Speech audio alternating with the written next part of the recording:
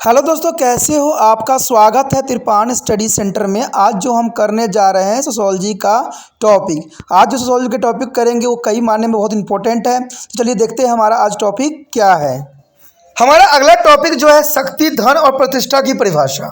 आखिर शक्ति, धन और प्रतिष्ठा की क्या अर्थ है और क्या यहाँ पर बताने की कोशिश किया जा रहा है। आपने राजनीतिक संस्थाओं के जो है पाठ में पढ़ा ही होगा कि शक्ति की संबंध किसी भी व्यक्ति या समूह की वह क्षमता है जिसके द्वारा व्यक्ति की इच्छा दूसरे लोगों पर लागू कर दी जाती है। यानी जिसके पास शक्ति होगा वो अपनी जितनी भी इच्छाएं होंगी, जो भी अपनी विचार धारा होगा, वो दूसरे व्यक्तियों पर थोप देते हैं। ये तो आप जनरली देखते ही होंगे कि बड़े बड़े मंत्री संतरी होते हैं, जो भी रूल रेगुलेशन बनाते हैं, चाहे वो गलत हो चाहे सही हो, जनता पे ये थोप ही देते हैं और जनता को इसको मानना भी पड़ता है क्योंकि वो शक्तिशाली है। नहीं मानेंगे तो दो चार पुलिस के डंडे खिलवा देते हैं, तो वो उनको मानना ही पड़ता है। तो ये बात यहाँ पर लागू भी की जाती है। अभी इसे स्वीकार करने के लिए वो राजी नहीं होते, फिर भी उनको ये स्वीकार करना ही पड़ता है। जब शक्ति को लागू करना वैध होता है तब इसे प्राधिकार कहते हैं। धन का जो है तात्पर्य भौतिक वस्तुओं से है, जैसे संपत्ति, पशुधन, भूमि, भवन, संपदा, हीरे जवाहरात और संपत्ति के अन्य स्वरूप जो कई समाजों में मूल्यवान समझे जाते हैं। यानी सभी समाजों में देखा जाए तो इनको जो है अधिक मूल्यवान समझे जाते हैं। प्रतिष्ठा का मतलब सामान्य आदर से है, जिसका सरोकार सामाजिक स्थितियों से ही होती है, जो व्यक्तियों के पास होता है। इसका संबंध व्यक्तियों और उनकी जो है जीवन पद्धति से सदैव ही जुड़ी हुई रहती है।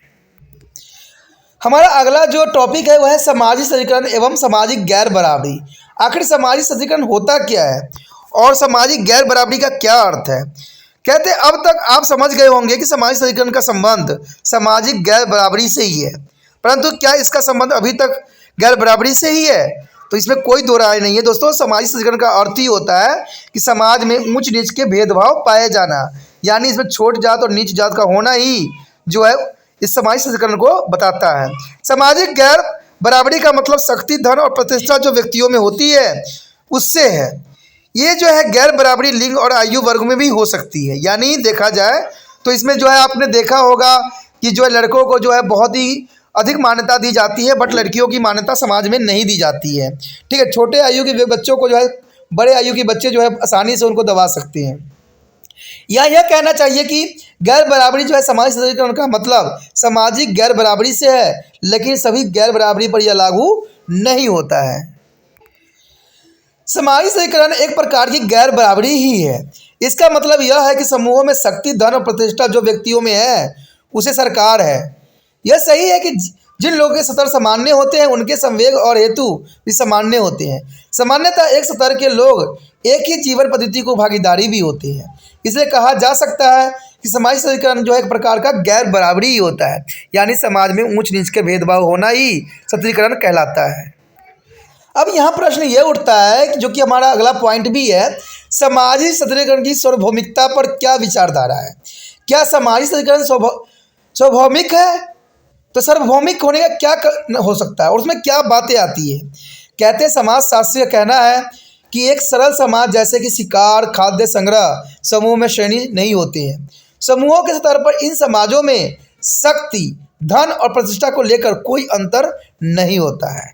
सभी गोत्र बराबर होते हैं, उनमें कोई श्रेणी नहीं होती है।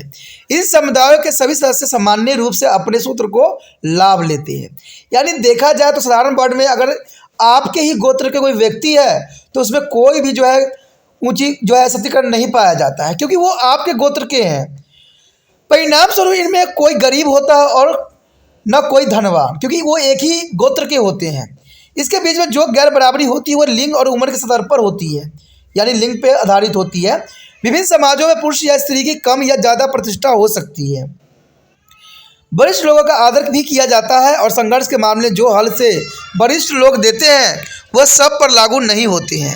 इतना होते हुए भी इन वरिष्ठ लोगों को आदर दिया जाता है और इसके निर्णय को स्वीकार भी किया जाता है।